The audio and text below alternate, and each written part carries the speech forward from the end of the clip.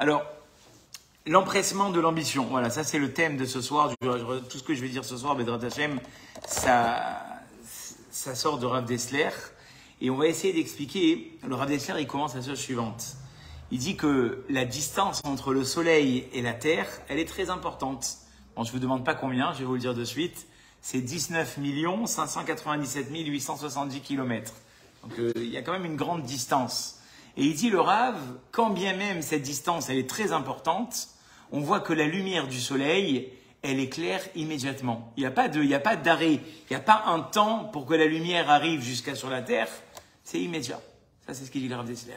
Par contre, il dit, contrairement à ça, si quelqu'un il veut creuser une grotte, il veut creuser, ben, ça lui met du temps.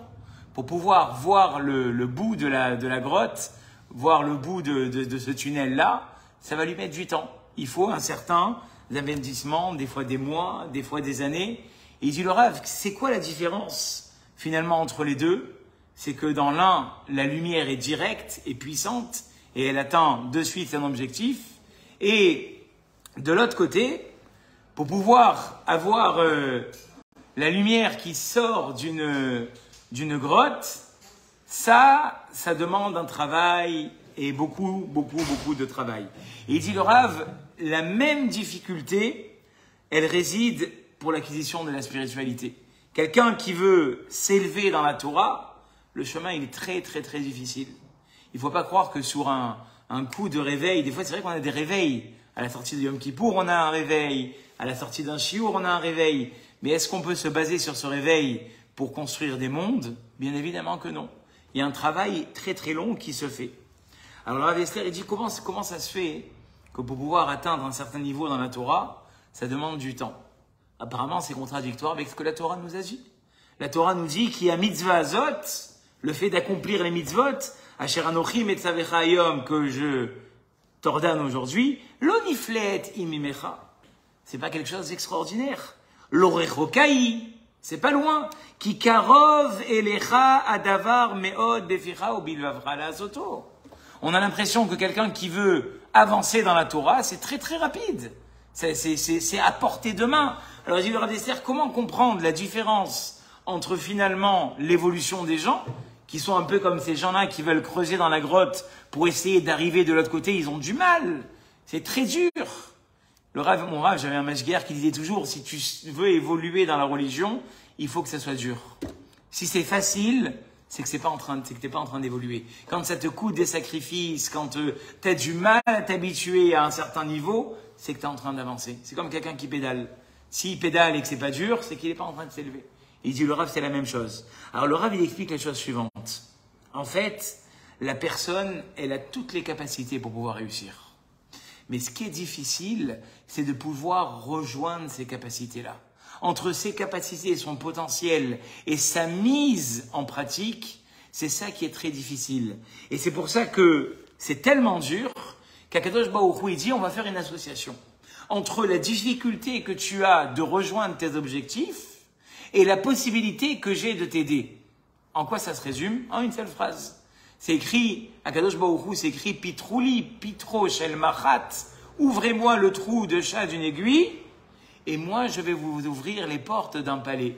Ça veut dire que ce qu'Akadosh Baruch Hu, il nous demande, c'est justement d'enclencher cette ambition d'avancer. Et par ce petit enclenchement qui finalement ne paraît pas significatif, Akadosh Baruch Hu, il va donner la possibilité à la personne d'évoluer. C'est-à-dire qu'on ne lui a pas demandé d'arriver à des niveaux extrêmes. Et ça, c'est sur ça que ça a été dit que ça va te mettre du temps. Mais on a demandé à la personne d'avoir cette ambition de commencer. Et par cette ambition, dit le Rav Dessler, de vouloir commencer, il y a une petite lumière qui s'installe. Et cette petite lumière, par cette petite lumière-là, Akadosh Baruch Hu, d'accord, il va décupler tes capacités. Donc en fait, c'est ça, c'est comme ça qu'on répond à la question. C'est vrai que d'un côté, arriver à s'engager dans la Torah et les mitzvot, c'est très difficile. Et comme on a dit d'ailleurs, c'est comme devoir creuser on va de suite expliquer ce que ça veut dire, mais c'est comme devoir creuser un souterrain. Ce souterrain-là, pour arriver jusqu'au bout, il y a du temps. Mais si la personne, elle a fait une toute petite ouverture, Par cette toute petite ouverture, Akadosh Baruch Hu, il va faire en sorte que dorénavant, tout va devenir facile. Donc en fait, le travail à faire, c'est ce début-là. C'est cet enclenchement-là. Ça m'a fait penser un peu quand le Rav Dessler écrit ici à ce qui se passe ces derniers temps par rapport à Charity. Tu donnes un don, ce don-là, il est doublé, triplé, multiplié. Toi, tu as donné un tout petit don. Mais le donateur qui est derrière, il va faire en sorte que ton don, il vaille le double, il vaille le triple, il vaille le 10 fois plus. D'accord? Eh bien, à Kadosh Baruch Hu, c'est la même chose. Pour atteindre tes objectifs, c'est très difficile. Et la plupart du temps, pour pas vous décevoir, on n'y arrive pas. Ce qu'Akadosh Baruch Hu, il veut, c'est que jamais tu t'arrêtes d'essayer. Et c'est ça, c'est à propos de ça que Akadosh Baruch Hu a dit Ki karov elecha adavar meod beficha bivcha lasoto. C'est pas d'atteindre tes objectifs, c'est de pouvoir ouvrir cette porte. Ça, c'est très facile. Seulement, est-ce qu'on veut l'ouvrir? Très souvent, non. Et le Rav Dessler va ramener des exemples d'Avraham Avinu. Vous savez qu'Avraham Avinu, le 3e jour de sa Brit Mila, on le voit courir dans tous les sens. Vayarotz, Vayarotz. Il voit les 3 invités, il court vers eux. Ve'ela bakaratz, et il court vers le gros bétail. Vayemaher la soto, il se dépêche de le faire. Vous savez ce que c'est écrit à propos de ça? C'est écrit que le Midrash, il va dire qu'à par rapport à ces 3 gestes-là, ces 3 courses qu'Avraham Avinu a fait, Akadosh Baruch Hu a donné la Torah à ses descendants. Misinaïba, Akadosh Baruch Hu, il est descendu sur le Sinaï par quel mérite? Par le mérite qu'Avraham avait couru. Vezarach Miseir, il a proposé la Torah aux autres nations, entre parenthèses, Esav, par le mérite Ve'el Abakar Ratz Avraham. Et par le mérite de Vayemaher la Soto, cette 3e course, même Ishmaël s'est vu proposer la Torah. Tout ça parce que on a Avraham Avinu qui a cette ambition de vouloir, je dis bien cette ambition, de vouloir recevoir des invités alors qu'il est au 3e jour de la Brit Mila. Et on sait que le 3e jour de la Brit Mila, c'est celui qui est le plus douloureux. D'ailleurs, le Rav Dessler, il dit d'où on sait qu'il était dans une souffrance extrême, parce que c'est écrit Ve'u Yoshev Petach Haoel. La Torah, vous savez, elle n'écrit jamais des choses pour rien. Pourquoi c'est écrit il était assis à la porte de la tente? Parce qu'il ne pouvait pas se lever. Il souffrait tellement ce jour-là qu'il ne pouvait pas se lever.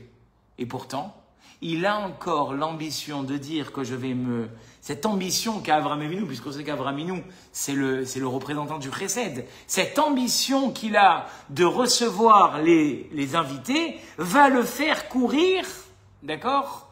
Et il ne va pas s'arrêter de courir. Donc, les Rav Dessler, on voit de là quelqu'un qui souffre énormément et qui, dans la théorie, il est censé se mettre sous les couettes et hurler de douleur pendant je ne sais pas combien de temps. Lui, il enclenche l'ambition. Il dit le Rav Dessler, voilà quelqu'un qui a enclenché l'ambition. Et quand cette ambition est enclenchée, plus rien ne peut nous arrêter. C'est d'ailleurs ce que dit le Messiah Tesharim. Le Messiah Tesharim, il dit comment une personne, elle peut devenir active juste en bougeant. Le mouvement, il dit le Messiah Tesharim, même s'il veut rien dire, même si on fait un peu n'importe quoi dans ce mouvement, mais sois actif. Sois actif dans ton projet. Qu'est-ce que tu as fait? Tu n'as même pas fait 5%, mais tu es actif. Le mouvement, ça c'est moi qui le rajoute, c'est pas le Rav Dessler qui le dit. Je préfère être clair parce qu'il y a des choses que on dit, c'est bien de dire toujours au nom. Le Messiah Tesharim, il dit Atnoua achitzonit, meoreret et apnimit. Quelqu'un qui bouge extérieurement, à l'intérieur, ça s'active. Et c'est ce qui va se passer avec Avraham Avinu. Et alors Avraham Avinu, quand il a commencé à s'activer, quand il a commencé à avoir cette petite ambition qui finalement n'est pas grand-chose, puisqu'il va juste vers des gens qui arrivent vers lui, qu'on avait prévu d'amener vers lui. Akadosh Baruch Hu, il dit maintenant, à partir de maintenant, tu vas plus t'arrêter de courir. Mais comment? On sait très bien que le 3e jour de la Brit Mila, c'est celui qui est le plus douloureux. Comment il peut courir autant? Parce qu'il a eu cette ambition. Et à partir du moment où il est rentré dans cette ambition, alors il est capable de courir vers le bétail, de presser Ishmaël à les préparer, de presser Sarah à pétrir. Il lui a dit, comment c'est possible? Un homme de 99 ans, au jour le plus douloureux de sa Brit Mila, parce qu'il a ouvert la porte par son ambition. Quelqu'un d'autre, il dit, mais 99 ans, mais mettez-le dans un hôpital. Ne le laissez pas sortir. Lui, il n'est pas à l'hôpital. Il est à la porte de sa maison. Un jour où le soleil, où Akadosh Baruch Hu avait fait un peu comme quand le Mashiach va venir, il avait sorti un soleil extrême. Il se lève, d'accord, et il va accomplir l'inenvisageable. Et par cet accomplissement de l'inenvisageable, Akadosh Baruch Hu, il va ouvrir cette petite porte qu'il a commencé à ouvrir pour atteindre finalement le plus haut niveau de Gmilut Rasadim, de Arnasatorim, puisqu'on sait, là c'est que le début, mais on dit que par le mérite qu'il les a assis sous l'arbre, le clan Israël a mérité la souka. Par le mérite qu'il leur a donné un petit peu d'eau, le clan Israël a mérité le puits de Myriam. Par le mérite qu'il leur a donné à manger, le clan Israël a mérité la manne. Tout ça pourquoi? Parce qu'au début, il y a cette ouverture. Il y a cette ambition d'aller plus loin. Et ça peut être le premier message. Le premier message, c'est se dire que dans tous les projets où j'ai l'impression que j'ai pas les capacités d'y arriver, et le Yetzer Hara, il est là pour nous démoraliser. Son travail à lui, c'est nous démoraliser. C'est écrit. Le Rav Wolbe dit que si on nous avait pas démoralisé dans les mitzvot, ça aurait été trop simple. Donc Akadosh Baruch Hu, il a mis en nous un Yetzer Hara de ne pas vouloir accomplir pour que les mitzvot elles aient une valeur. C'est écrit Mefourash. Parce que sinon, ça aurait été trop facile. Donc une fois que tu as l'impression que ça peut pas t'arriver, ce qu'on te demande, c'est de pas faire entièrement. Parce que très souvent, qu'est-ce qui se passe? On est très très perfectionniste. On se dit, moi, écoute-moi bien, où je fais tout, hein? J'ai une fille comme ça, je sais pas laquelle, une de mes filles, où je fais rien. Le Yetzer Hara, il te donne ce Yetzer Hara, de te dire où je fais tout, où je fais rien. Akadosh Baruch Hu, il dit, moi, je t'ai pas demandé de tout faire. Je t'ai demandé simplement d'ouvrir une petite porte. Et par cette petite porte, je vais te déverser toute l'aide que tu as besoin pour arriver à des niveaux que tu n'es jamais arrivé. Alors vous allez me dire quoi? C'est-à-dire que tout ce qui est difficile, c'est de commencer? Oui. Là où on a le moins de courage, là où on a l'impression de devoir creuser une galerie, c'est simplement pour commencer. C'est là où le Yetzer Hara, il va nous appuyer le plus fort. Et regardez dans la paracha de Bechugotai qu'on a lu il y a de ça quelques semaines, où Dieu nous promet toutes les brachot, la réussite, l'ouverture dans tous nos projets. Qu'est-ce qu'il demande à Akadosh Baruch Hu? Im Bechugotai telechu. Alors toi, tu serais attendu à ce qu'on te demande de faire les 613 mitzvot. Qu'est-ce qu'il dit Rashi là-bas? Fais un effort. Dieu, il veut pas que tu fasses les 613 mitzvot. Il veut que peu importe là où tu te trouves, à l'endroit où tu te trouves, au niveau où tu te trouves, que tu fasses un petit effort pour réussir. Voilà. C'est ça qu'il veut chez Tiou Amelim Batorah, que vous fassiez un effort dans la Torah. Et c'est pas pour rien, moi je dis que la langue française, pour une fois, il s'est pas trompé. Il s'est jamais trompé, mais là encore plus. Effort, c'est quoi? C'est ce qui te rend fort. Le fait que tu fasses un effort, ça va te rendre fort dans ton projet. Alors ça, c'est la langue française. Maintenant, j'avais mon Mashgiar, Zechat Sadi Vegadosh Livracha, le Rav Eliyahu Roth, Mashgiar aussi du Rav Matou. Il disait, la langue hébraïque, il n'y a pas plus vrai que ça. Et regardez que le mot Amal, je me suis amusé à le découper, c'est 3 lettres, Aïn, Mem, Lamed. Les 2 dernières lettres, elles forment le nom circoncision. C'est quoi la circoncision? C'est enlever le prépuce. Et la première lettre, c'est quoi? Aïn. C'est quoi le Aïn? C'est Atzlut, la paresse. Quand je fais des efforts, je circoncis la paresse qui est en moi. Extraordinaire. C'est le mot Amal. Amal, c'est circoncire la paresse qui est en moi. Tu veux devenir moins paresseux? Je veux devenir moins paresseux. Commence à faire des efforts. Peu importe les efforts que tu as. Mais moi, je vous dis, maintenant, je vais me mettre dans le sac de ce que je vais dire maintenant. On n'est pas capable de faire ses premiers efforts. C'est là où le Yetzer Hara, il va appuyer le plus. Parce que ce qu'il faut se dire ce soir, c'est qu'au moment où j'aurais fait ces efforts, à Kadosh Baruch Hu, donc qu'est-ce que j'aurais fait en faisant ces efforts? J'aurais ouvert une petite porte. Par cette petite porte, à Kadosh Baruch Hu, il va nous déverser toute la siyata d'Ishmaïa que j'ai besoin pour arriver jusqu'au bout. Et c'est ça que c'est écrit. Hashem yelachem lachem ve'atem tacharishun. Kadosh Baruch Hu, il va vous faire la guerre, vous aurez simplement à vous taire. Mais commencez là. Si vous vous êtes jamais battu contre qui? Contre vous-même, on le verra plus tard. Akadosh Baruch Hu, il ne peut pas vous aider. C'est comme quelqu'un, il prend un rendez-vous pour un prêt. D'accord? Une semaine plus tard, il va s'en dire, monsieur, c'est pas normal, cette relation clientèle que vous avez, vous vous occupez de vos clients. Mais monsieur, je vous ai attendu. Vous n'êtes pas venu. Donc je ne peux pas vous donner le crédit. Bon, ok, je vais venir. La semaine d'après, ouais, c'est pas normal, vous ne m'avez pas accordé le crédit. Mais je vous ai attendu. C'est la même chose. On veut beaucoup de choses. On prie, donne-nous l'intelligence, nous donne-nous la bracha, donne-nous la tzlacha. Mais où est l'enclenchement? Pour pouvoir avoir la bracha, il faut ouvrir cette porte. Alors comme j'ai dit tout à l'heure, on est trop perfectionniste. Alors que dans Pirkei Avot, qu'est-ce qui est écrit? Lo alecha amelacha ligmor. On t'a pas demandé de terminer le travail. Ve'yata ben chorin eipater mimena. Alors tu vas dire, oui, mais si je ne peux pas terminer le travail, ben, je ne le commence pas parce que je n'en suis pas capable. Non, commence. Oui, mais je ne terminerai jamais si.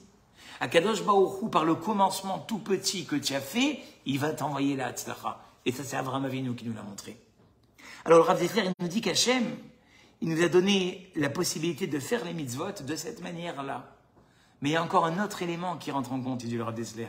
La réactivité dans les mitzvot. Regardez le matin quand on commence la prière, juste avant la prière, c'est écrit, Yehuda ben Tema Omer, Yehuda ben Tema Omer nous dit, Eveas Kanamer, sois puissant comme la panthère, Ratz Katzvi, courant comme le cerf, Vegibor Kahari, et fort comme, c'est une saison zoo. Pourquoi on a besoin de parler de tous ces animaux-là? Parce que tous ces animaux-là, on ne les a jamais vus paresseux. On n'a jamais vu un cerf qui se lève ce matin, qui dit, voilà, ce matin, il faut que je fasse une grâce, je suis fatigué. Il court, il court, il court, il court. Cette réactivité, elle dit le Rav Dessler, il dit, cette réactivité, elle te donne la capacité de t'ouvrir des portes. Mais si tu vas lentement, ça m'a même étonné de la part de Rav Dessler. Tout d'un coup, j'ai eu l'impression de lire des paroles de Kabbalah. Écoutez ce qu'il dit Rav Dessler, c'est ces paroles traduites en français. Une personne qui, je ne sais pas si on traduit comme ça, hein, qui se flemmardise, à mon avis, non, mais bon, qui est très flemmarde, à accomplir les mitzvot, les accusateurs, donc on parle des Mekatregim, dans la Kabbalah, c'est les mauvais malakim, ils viennent et lui font perdre l'occasion d'accomplir ses mitzvot. C'est terrible ce qui est écrit ici. Le Rav Dessler dit quelqu'un qui n'est pas réactif, il va se faire prendre l'occasion d'être plus tard réactif, encore plus que ça. Et qui va s'enfoncer dans cette léthargie. Il dit, Rav Dessler, on peut entretenir chez nous une léthargie. Comment? En n'étant pas assez réactif. Et le Rav donne cette image d'un plat qui resterait trop longtemps dehors, ben forcément, il est attaqué par des bactéries. Et puis quand il est attaqué par les bactéries, eh bien le travail s'ensuit, la pourriture, etc., etc. Mais il dit, le Rav, dans l'accomplissement, dans la Torah, c'est la même chose. Quelqu'un qui n'est pas réactif, mettre du temps à se mettre en selle. Est-ce que je vais venir au cours ce soir? Est-ce que je vais venir? Je viens pas. D'accord? Est-ce que je vais commencer à faire cette étude? Tu la feras pas. Est-ce que tu vas commencer à venir? Tu feras pas. Mettre du temps à ce que je vais commencer à lire mes télim, tu le feras pas. Par contre, toutes les fois, et remarquez que dans la vie c'est comme ça, toutes les fois où on a très peu réfléchi, c'est là où on a le plus réussi. Parce qu'on n'a pas donné justement, dit le Rav Dessler, la force aux Mekatregim, à ceux qui nous accusent de pouvoir nous arrêter, et donc on n'a pas abîmé les mitzvot qui se présentent à nous. Et c'est ça que dit la Midrash Mechilta, ou Shmartem et ta matzot, n'est-ce pas? C'est écrit, vous garderez les matzot. La Mechilta, elle dit, ne lis pas matzot, lis mitzvot. Si tu te dépêches pas de faire les mitzvot, la mitzvah elle devient chametz. Mitzvah aba'a liyadecha. Quand tu as l'opportunité, et tu vas avoir ces opportunités, parce qu'Akadosh Baruch Hu, il va te mettre des éléments dans ta vie qui vont te donner la capacité d'avancer. Ou tu prends le train en marche et tu avances, ou tu réfléchis encore et le train il est arrivé à bas, et il y a des gens qui étaient au même niveau que toi et qui, eux, ont été capables de prendre l'occasion. D'accord? Et vous voulez que je vous dise, la vérité c'est que c'est dans tous les domaines, c'est comme ça. Si tu attends dans tes projets de te mettre en selle, tu peux être certain que ça n'aboutira jamais. Pourquoi? Et là, je reprends les termes du Rav Dessler. Tu as laissé la Sitra Achra, puisque le Rav Dessler a parlé de Mazikim et de Mekatregim. Tout ça, excusez-moi, moi, je ne suis pas du tout kabbaliste. C'est le côté obscur. Et le Rav Dessler, il a dit, quand tu commences à aller trop doucement, le côté obscur, il prend la part et il ne te laisse pas pratiquer, il ne te laisse pas avancer. Voilà. Donc c'est ça. Et plus encore, dira le Rav, c'est encore plus terrible. Même dans ce qui t'est réservé, qu'Akadosh Baruch Hu a prévu pour toi, parce que c'est ton mazal, si tu ne te dépêches pas de le faire, le mazal, il passe sous ton nez. Et ça, on le voit. On va bientôt rentrer dans les 3 semaines. D'accord? C'est pour encourager tous ceux qui ne sont pas encore mariés, Bédrat Hashem, à se dépêcher. C'est écrit que pendant les 3 semaines, on n'a pas le droit de faire de mariage. D'accord? Par contre, le vort, c'est la rencontre entre les parents. Ça, même pendant les 3 semaines, on le fait. Pourquoi? Shema yekadmenu acher berachamim. Parce que si tu ne te dépêches pas de prendre cette jeune fille qui t'est réservée, il y a peut-être quelqu'un qui est dans le coin là-bas, qui prie depuis très longtemps pour la même jeune fille, et il va la prendre à ta place. Comment il va prendre à la place? Mais c'est mon mazal, Ribono Shalolam. Comment on peut me prendre mon mazal? Ça veut dire que quand tu T'es trop lent. Ça, c'est moi qui le rajoute. Hein, je vous dis, les choses que c'est moi qui rajoute, je vous dis, c'est pas Radesser, mais ça se comprend, ça s'entend. Shema yekadmenu acher berachamim. Il y a quelqu'un qui va venir prendre ton mazal à ta place. Comment c'est possible? Parce que tu as été trop doucement. Et quand tu vas trop doucement, même, et ça c'est encore une fois, ça c'est les mots du Rav, même ce qui t'est réservé de par ton mazal, et qui t'est promis finalement, ben ça risque de passer sous le nez. Et d'où il ramène une preuve, le Rav Dessler, parce que ce n'est pas des paroles en l'air. David Améler, Hachem lui avait promis que qui lui succéderait? Shlomo Améler. C'est écrit là-bas, hein. J'ai les psukim ici, le Rav le ramène. Le Rav lui dit, le Akadosh Baruch Hu dit à David Améler, il naît, c'est ici, voilà. Ve'alo kvar nehemar, il naît ben nolad lecha. Akadosh Baruch Hu, il est venu voir David Améler, il a dit, tu vas avoir un fils, et ce fils, qui s'appelle Shlomo Améler, sera ton roi. Et on voit David Améler qui appelle un de ses serviteurs et qui lui dit, dépêchez-vous de faire descendre Shlomo Améler sur la mule et qu'il devienne rapidement un roi. Mais c'est quoi tout cet empressement, David Améler? Tu as la haftarah d'Akadosh Baruch Hu. Qu'est-ce que tu as besoin de te presser maintenant d'amener rapidement ton fils et qu'il soit nommé roi? Il dit le Rav Dessler, de là on a une preuve que même ce qui nous est réservé, David Améler il sait pertinemment que s'il ne se dépêche pas, le Yetzer Hara peut se mettre au milieu et lui barrer la route. Voilà, tellement c'est important l'empressement dans l'ambition. D'accord? Je vais m'empresser d'avoir cette ambition pour pouvoir ne pas me laisser attraper dans les filets du Yetzer Hara, même dans ce qui m'est promis, vous regardez jusqu'à où ça va. Et la Gemara dans Psachim, elle dit que on est obligé de passer à l'action. Parce que c'est écrit que plus tard dans le Olam Haba, hein, on a fait une veillée cette année à Shavuot sur ça, Ashremi Sheba Lekan, Akadosh Baruch Hu, qui va-t-il mettre en valeur après 120 ans? Mishe Talmudo, celui qui vient avec son étude, Beyado, dans sa main. Pourquoi Beyado? Quand on étudie, c'est dans la tête. Il dit le Rav Dessler, de là tu vois de cette Gemara que ce qu'Akadosh Baruch Hu met en valeur, c'est pas ce qui reste dans ton esprit. C'est pas tous les plans que tu peux te faire d'engagement, que maintenant ça y est, tu vas t'y mettre. C'est l'action réelle que tu fais chaque jour. Ce que je fais en produisant des efforts, c'est ça qu'Akadosh Baruch Hu attend de moi. C'est pas ce qui reste en théorie dans ma tête. D'ailleurs, on le dit, l'objectif de la Torah, c'est qu'elle soit mise en pratique. Quelqu'un qui étudie, mais qui ne met jamais en pratique ce qu'il entend, ça s'appelle Chamor Noses Farim. C'est un âne qui a beaucoup de livres sur lui. C'est écrit comme ça, mais fourrache. C'est pour ça qu'on dit que si on sait que de dire à quelqu'un des choses qu'on sait qu'il ne va pas accomplir, il vaut mieux se taire. Des fois, on me dit, mais toi tu as la force, tu parles, tu peux faire revenir des gens. Dis-leur à eux, dis-leur. Mais je dis, il y a des choses, et c'est pas moi qui l'invente, c'est pas que je suis en train de penser des choses de ma tête. C'est écrit Keshem, She Mitzvah, Lomar, Davar, Anishma, Kach Mitzvah, Shelo, Lomar, Davar, Shelo, Nishma.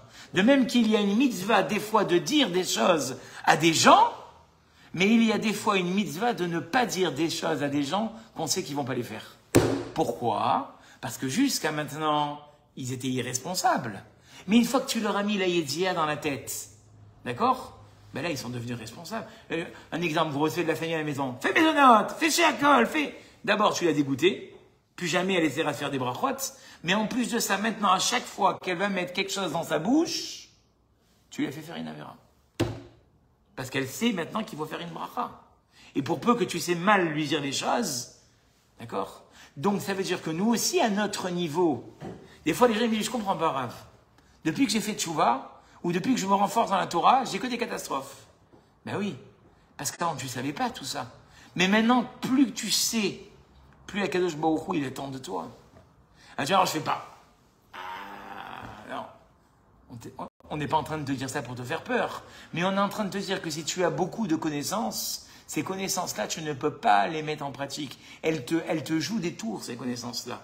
Parce qu'Akadosh Baruch Hu, il te dit maintenant que tu as le chemin vers la réussite. Maintenant que tu sais ce que j'attends de toi, pourquoi tu ne le fais pas? Avant, tu ne savais pas. Ça s'appelle Tinok Shenishba. Tu es pris en captivité. Maintenant que tu sais, pourquoi tu mets pas en pratique? Et c'est ça que dit Shlomo Améler, Nefesh Amela, Amela Lo. Une personne qui met en pratique, elle met en pratique pour lui-même. Ce que je fais avec mes efforts, ça restera. Le reste, la théorie, les envies, les prises de conscience, tout ça, ça disparaîtra. Il n'y a rien qui reste. Ce qui va rester, c'est ce que je vais concrètement mettre en pratique. Vous pouvez donc avoir une personne qui est très érudite, qui a appris beaucoup, mais qui reste sans rien. Sans rien parce qu'elle est restée dans la théorie. Et vous avez quelqu'un d'autre qui a appris très peu, mais ce peu-là, elle a mis en pratique. Eh bien, dans le résultat des cours, dit le Rav Dessler, c'est les paroles du Rav. Quand c'est moi qui vous le dis, je vous le dis, là c'est le Rav. Le Rav, il dit ce peu-là, d'accord, il ira beaucoup plus loin que l'inaction des connaissances de la première personne. Parce qu'elle, elle a mis en pratique. Elle a mis en pratique. Et le meilleur exemple que je vais vous citer ici, et d'ailleurs, il n'y a rien pour rien, vous savez qu'on dit qu'aujourd'hui, dans la Torah Chassidut, le 23 Sivan, c'est un jour exceptionnel. Parce qu'on dit que c'est ce jour-là où Esther Amalka et Mordechai, ils ont pu annuler le décret que Haman avait prévu l'année d'après, le 13 Adar, en ce jour-là du 23 Sivan. Et c'est écrit que tout ce que Mordechai et Esther ont écrit, le roi a mis en pratique. Dans la Torah Chassidut et dans plein de Sfarim, c'est ramené, d'accord? Alors vous allez rentrer à peu près vers 21h, il vous restera encore 18 minutes pour le faire, que tout ce qu'on demande aujourd'hui, ça monte en haut. Parce que c'est écrit que le roi, or on sait que le roi dans la Megillah c'est qui? C'est Akadosh Baruch Hu. Que le roi a mis en pratique tout ce que Mordechai et Esther et son peuple avaient demandé. Donc on dit qu'aujourd'hui, tout ce qu'on demande, ça monte d'une façon vertigineuse. Il y a des dizaines de Sfarim qui le disent. Le 23 Sivan, profitez encore, il y a 18 minutes en rentrant à la maison, profitez de demander ce que vous voulez, qu'on soit répondu, Bezrat Hashem.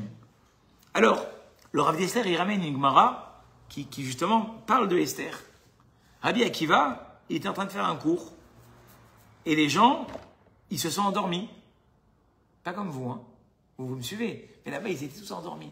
Alors, il a voulu les réveiller. Qu'est-ce qu'il a fait? Amar, il a dit, par quel mérite Esther, elle est devenue reine de 127 provinces?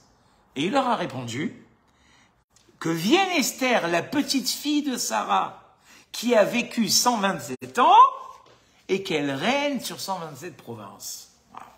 Incompréhensible, c'est marrant. Il y a plusieurs questions. D'abord, je pense que vous savez c'est qui Rabbi Akiva. Rabbi Akiva, c'est celui qui a donné sa vie pour la Torah. C'est celui qui, au moment des pogroms de Rome, il est là, et ses élèves, ils lui disent, mais tu vas mourir, arrête de diffuser la Torah. Il lui dit, je suis comme un poisson qui, en dehors de l'eau, va mourir. Si vous m'enlevez la Torah, c'était un géant. Dites-moi, devant un géant, qui peut s'endormir comme ça? C'est pas compréhensible, ça va pas avec la personnalité de Rabbi Akiva. On peut pas dormir devant Rabbi Akiva. C'est comme si vous me dites dormir devant Raphaël Kanievski, Ibadale Chaim Tomi, dormir devant Rabbi David Pinto, mais ça n'existe pas. On peut pas dormir. Comment ils ont pu s'endormir devant Rabbi Akiva? Deuxième question, en quoi est-ce que Esther va les réveiller? Je comprends pas. Esther Amalka, pourquoi elle les réveillerait? D'accord? Troisième question, parce que elle a vécu 127 ans, alors Sarah a vécu 127 ans, alors Esther va régner sur 127 provinces. On ne comprend pas trop le rapport. Alors, le Rav Dessler, il dit la chose suivante. Dans la vie, il y a deux choses qui peuvent réveiller une personne, qui peut la faire changer tout d'un coup, qui peut la faire réveiller. C'est quoi? La première chose, et ça, il faut être encore très agile, parce que la Torah, elle nous dit « Ochriar tochiar et amitecha » fais des remontrances à tes amis, « Velo tissa alavret » mais attention de ne pas faire une avéra en faisant ces remontrances. C'est-à-dire que très souvent, on frôle la avéra en faisant une remontrance à quelqu'un parce qu'on peut lui faire honte, parce qu'on peut le décourager, parce qu'on peut le dégoûter. D'accord? Mais en tout cas, ce qui peut réveiller quelqu'un, c'est quand on met le point, et dans le couple, ça se passe très souvent, on est très agile pour faire ça, on met le point sur les défauts. Voilà comment tu es, voilà. Ça, une personne, quand on lui titille un petit peu ses défauts, ça la réveille. La deuxième manière de réveiller quelqu'un, d'accord, et là c'est déjà plus subtil, et encore là aussi, faudrait-il être capable de trouver les bons mots, c'est en encourageant la personne, en lui disant « Regarde ce que tu peux devenir. Regarde les capacités que tu as, et regarde ce que tu peux devenir. » C'est deux manières de réveiller les gens. Rabotai, les élèves de Rabbi Akiva, ils ne sont pas en train de s'endormir en fait. Des élèves devant Rabbi Akiva, ils sont en train de faire une petite dépression en fait. Ils sont en train de se demander si un jour ils arriveront au niveau de leur maître. C'est ça, ils sont en train de s'endormir. Les élèves de Rabbi Akiva, c'est-à-dire quoi qu'ils s'endorment? Ils sont en train de s'endormir dans le niveau dans lequel ils sont. C'est très souvent, on s'auto-satisfait de ce qu'on a fait. J'ai fait de la yeshiva, j'ai fait du séminaire, j'ai cours des cours de Torah, j'ai une famille quand même engagée, religieuse, donc je m'auto-satisfais. C'est ça le nimnoum des élèves de Rabbi Akiva. Les élèves de Rabbi Akiva, ils sont en train de s'endormir dans leur niveau. Et ils se disent, on ne sera pas capable d'aller plus loin. Et ça, Rabbi Akiva, il ne peut pas le supporter. Rabbi Akiva va leur dire, le simple fait, c'est ça qu'il va leur transmettre, de penser à un niveau plus haut, et c'est un peu la porte qu'on a dit tout à l'heure, l'ouverture de la porte, c'est avoir l'ambition de dire je vais changer. Ça, tu peux l'avoir ou pas? Non, mais tu comprends, mais j'y arriverai jamais, mon père il me l'a dit, ma grand-mère il me l'a dit, mes enfants ils me l'ont dit. Là, tu n'as pas ouvert la porte, là. Ouvrir la porte, c'est se dire je vais y arriver. Je vais y arriver. Ben ça va t'aider à arriver au niveau que tu veux arriver. Rien que le fait d'avoir l'ambition, comme on dit tout à l'heure, on t'a pas dit d'y arriver, mais d'avoir cette espérance. Et de qui il leur parle Rabbi Akiva pour les encourager? De Esther. Esther, elle a eu cette réflexion de vouloir ressembler à Sarah. Pourquoi? Parce que comme le dira Esther, la Megillah, Va-t-il-bash Esther Malchut. Dans le chapitre 15, c'est écrit que Esther s'est habillée de royauté. Il y a un problème là dans la phrase. On aurait dû dire, elle s'est habillée d'habits de royauté. C'est quoi s'habiller de royauté? La Gemara, elle dit qu'elle a atteint à ce moment-là le roi HaKodesh. C'est le niveau de prophétie en fait. Elle est arrivée à avoir la pensée divine. Comment elle est arrivée à ça? Esther, en fait, elle avait un but. Elle avait un but. Et ce but-là, d'emblée, elle dit à Mordechai, j'y arriverai pas. Qui est capable de venir devant un roi quand il n'a pas été appelé? C'est pas possible. Je vais mourir. Alors, Mordechai lui dit, c'est là où on chantonne un peu dans la Megillah. C'est incroyable qu'aujourd'hui, c'est le Kav Gimel Sivan et on parle de la Megillah, Baruch Hashem. Mordechai, il lui dit, Ki macharesh tacharishi, revar ve'atzala yavo la Yehudim ni makom acher, ve'atu betavir tovedu. Si tu te tais, la délivrance arrivera d'un autre endroit. Donc, qu'est-ce qu'il dit, Mordechai? Fonce. N'hésite pas à enclencher cette ambition d'aller devant le roi. Et Esther, elle enclenche. Est-ce que ça a marché à la fin? Bien sûr que ça a marché. C'est écrit que de suite, quand Achashverosh l'a vu, Vatoshit et Charbit Azahav. Il lui a de suite ouvert la porte. Pourquoi il a de suite ouvert la porte? Parce que devant une personne qui a autant d'ambition, personne ne peut résister. L'ambition de Esther, elle a donné la force. Elle lui a donné la force de ne pas être refusée parce qu'elle a accepté rapidement, parce que relativement, elle a dit à Mordechai, préparez-vous à jeûner 3 jours, et moi je vais rentrer, et ce qui arrivera, arrivera. Elle s'est lancée, elle n'a pas réfléchi. Et c'est de là que finalement, elle a sauvé non seulement sa peau, mais elle a sauvé un peuple entier. Par cette petite ambition. Il ne peut... Et qu'est-ce qui fait qu'elle a eu cette ambition? La réflexion de Sarah. Sarah, c'est qui? Sarah, c'est une femme, justement, qui ne s'est jamais arrêtée de s'élever. Qu'est-ce qu'on dit sur sa vie? Elle était âgée de 100 ans, de 20 ans et de 7 ans. Pourquoi? Pour nous dire qu'à l'âge de 20 ans, elle était comme une jeune fille aussi belle qu'à l'âge de 7 ans. Et qu'à l'âge de 100 ans, elle n'avait pas fauté comme une jeune fille de 20 ans n'a pas encore eu le temps de fauter. Qu'est-ce que ça veut dire? Ça veut dire qu'en fait, Sarah, elle n'a pas perdu son temps. Sarah, elle était toujours dans cette démarche d'ambition, donc évidemment qu'elle est un exemple pour Esther. Et regardez que le mari de Sarah, c'est pareil. Comment on dit à propos d'Abraham? Abraham, ba bayamim, il est venu dans les jours. C'est quoi qu'il est venu dans les jours? Les jours ne l'ont jamais atteint. Il n'a jamais été victime du temps.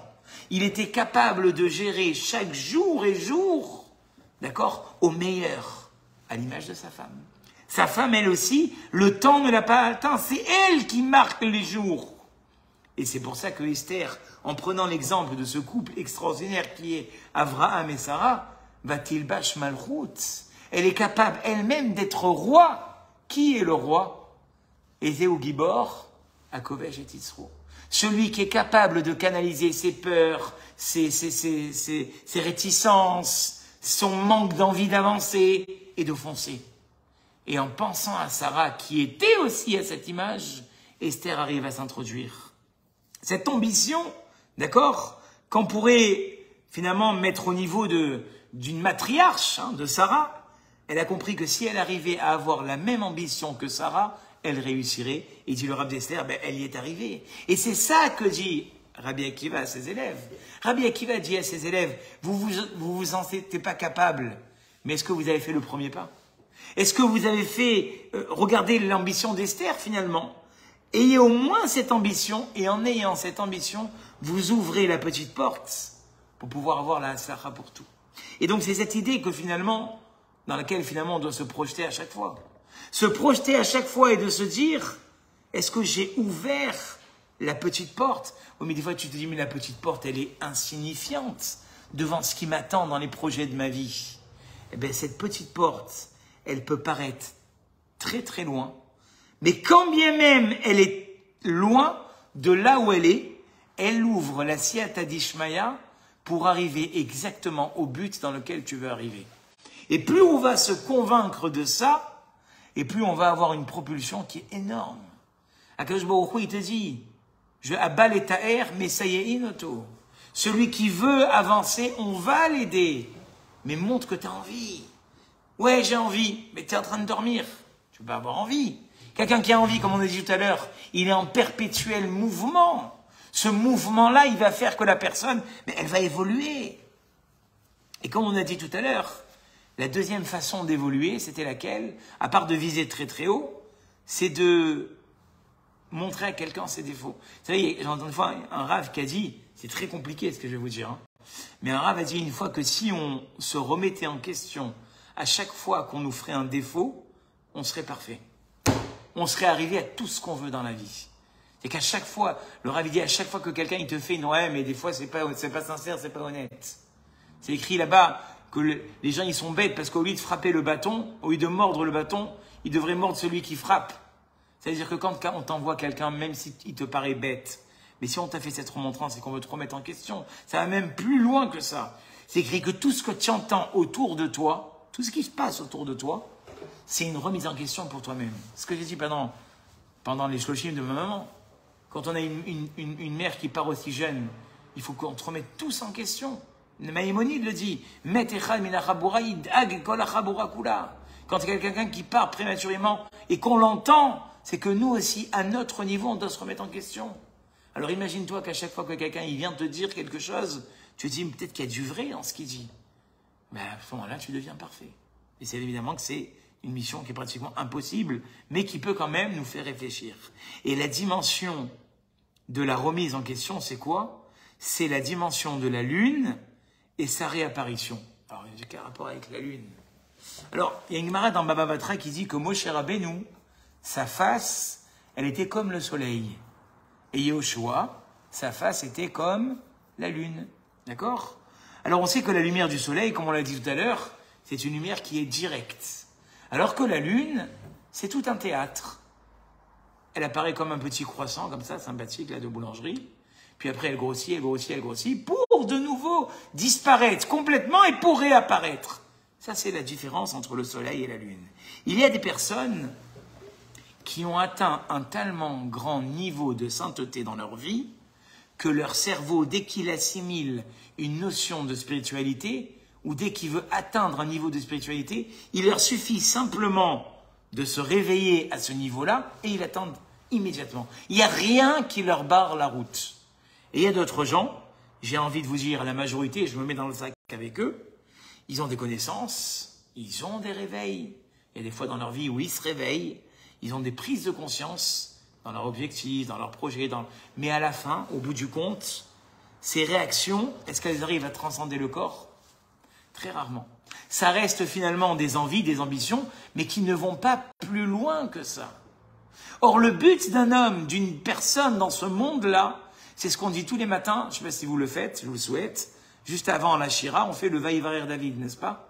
Et qu'est-ce qu'on dit dans le Vaïvarer David? Veyadata Ayom, tu vas prendre conscience aujourd'hui, Ve'ashevota el levavecha.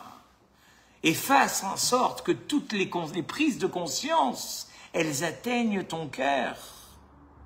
Et moi, j'ai réfléchi à ces paroles. Et je me suis dit qu'en fait, c'est ça qui est écrit. C'est pas le Rav Dessler qui dit ça, moi, c'est moi qui le dis. Ve'yadata, avoir des connaissances, dès ce soir, c'est possible. On peut engranger plein de connaissances, plein de notions, plein d'objectifs. Est-ce que ça t'atteint dans ton cœur? Ve'ashevota el levavecha. Il va falloir que tu te travailles pour pouvoir y arriver. Même Avraham Avinu, on a parlé d'Avraham Avinu tout à l'heure. Ça aussi, c'est pas Rav Dessler, c'est moi qui le dis. Rambam, il dit à propos d'Avraham Avinu qu'il a mis 40 ans pour se rapprocher de Dieu. Ou ben arbaim shana, à l'âge de 40 ans, dit Rambam, kevan sheyada veikir. Ces connaissances l'ont aidé à aboutir à la reconnaissance. On peut connaître beaucoup de choses, mais est-ce qu'on est capable de les assimiler? Même Avraham Avinu, ça lui met 40 ans. Et ce travail de faire transcender mes connaissances vers la pratique, mais c'est un travail qui est énorme. Comme je vous ai dit tout à l'heure, sinon on est chamor nos sesfarim. Et je me remets en question avec vous dans cette idée-là. Si on a beaucoup de connaissances, on sait pertinemment ce qu'Hachem il attend de nous. Et dans notre vie, Hachem il nous fait des allusions. Je peux vous le dire à tous et à toutes. Il nous arrive des fois des choses dans la vie où Hachem il nous dit, voilà, c'est ça que j'attends de toi. Toi tu fais comme ça.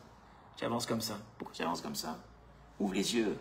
Hachem, il nous donne des allusions comme ça. On vit des fois des choses dans la vie, qu'on se dit, mais c'est ça qu'Hachem, il attend de moi. Et on le sait, et on est un peu comme cette lune. On a des moments d'épanouissement exceptionnels, et on profite. Hachem, il nous paye dans ce monde, et on a des moments d'extinction. On est un peu comme dans cette lune. C'est-à-dire qu'aujourd'hui, pour la plupart, on est nos meilleurs coachs. Le meilleur coach qu'on ait aujourd'hui, c'est nous-mêmes. Le meilleur conseiller, c'est nous-mêmes. Je dirais même plus, le meilleur psychologue, d'accord, qui peut faire les meilleures analyses, c'est nous-mêmes sur nous-mêmes. Mais on ne se laisse pas transcender. Toute cette logique vers l'action, on se laisse bercer, comme disait mon Rosh Yeshiva, Kemot Ashertidi. Vous avez vu un pissenlit, quand il vole, est parti, on fait ça, allez, on fait ça, on va là, allez, on va là. Pourquoi tu ne restes pas sur ta route? Tu as une route bien tracée. Mais on se laisse aller, on se laisse bercer par là, après par là, après par là. D'accord? Le vrai tzaddik, c'est celui qui, quand il a fixé un objectif, il va aller jusqu'au bout. Et c'est ce que représente finalement le soleil et la lune, dit le Rav Dessler. Le soleil, c'est une forte lumière directe. Une lumière qui finalement va aller jusqu'à, en quelques secondes, hein, très rapidement, qu'on a parlé de la rapidité, jusqu'à son objectif. La lune, elle apparaît, elle augmente, elle rapetissit, puis elle réapparaît. Et ces deux attentes différentes, ils ont encore une différence. C'est que quelqu'un qui sait se transcender, et qui sait faire des efforts, comme on dit tout à l'heure, et qui sait aller très rapidement, il perd très rarement de son élévation. Alors que quelqu'un qui démarre la machine, qui commence, très vite, il va oublier ce qu'il a fait. Le fait de faire des efforts dans la vie, ça nous donne l'opportunité aussi de ne jamais oublier l'avancement qu'on a fait. Et c'est ça le chemin qu'on a à prendre, ces deux aspects finalement. Comme on l'a vu au début du cours, d'abord, ne pas hésiter à voir grand, comme on l'a dit tout à l'heure. On a peur, comme il y a un Rav qui disait, des fois on a peur de prier à Dieu et de lui demander des grandes choses. Tu pries pour ton bac, ton fils ou ta fille, c'est le bac. Prie pour qu'il devienne chirurgien. Pourquoi tu vois petit? Vois même dans notre fila, il dit le Rav, on demande des choses, des petites choses. Melech Malchem Menachim Kadosh Baruch Hu, le roi du monde, il peut te réaliser tout ce que tu veux. Pourquoi tu es petit dans tes demandes? Même dans nos demandes, on est petit. Il dit le Rav, on doit s'habituer à voir les choses en grand, d'accord? Et ne pas se suffire de petites avancées, d'accord? Mais de grands niveaux. De se dire, moi maintenant, alors attention, quand on dit de petites avancées, c'est dans la pensée. Mais bien évidemment que dans l'action, il y a toute une... Le Rav Wolbe, il énumère les bienfaits d'aller doucement. Parce que si tu vas trop vite, tu vas te brûler les ailes, c'est sûr. Mais par contre, dans ton ambition, n'aie pas peur de voir grand. Et par la petite ouverture que tu as faite, comme on a dit tout à l'heure, le Rav Dessler il a dit, par ce petit endroit-là, il y a une atzlacha énorme qui va sortir. Mais encore, faudrait-il ouvrir cette petite porte. Et puis, comme on a dit aussi, se laisser transcender par nos connaissances. Des fois, on sait pertinemment ce qu'on doit faire pour réussir, mais on n'a pas la force. On a cette flemmardise. Et c'est ça que Rabbi Akiva a voulu réveiller ses élèves. Il leur a dit, regardez, vous avez Sarah, vous avez Esther, ces matriarches qui finalement n'ont pas reculer devant la difficulté. Et est-ce qu'elles en sont arrivées? Bien sûr qu'elles en sont arrivées. Et est-ce que c'était difficile? Certainement que c'était difficile. Quand on doit aller devant un roi et qu'on ne sait pas si on va la vie sauve, bien sûr que c'est difficile. Mais j'ai cette ambition.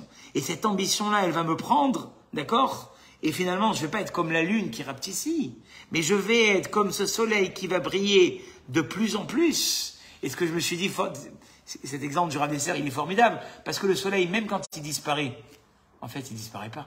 Il va briller ailleurs. C'est-à-dire que même quand tu n'es pas dans le feu de l'action, mais que tu es finalement dans ton coin, dans toi-même tu brilles, tu as encore envie d'avancer. C'est ça le soleil. Le soleil, c'est même quand il disparaît, il est parti briller ailleurs, qu'on ait le mérite de tous briller. On se souhaite. Merci pour votre écoute.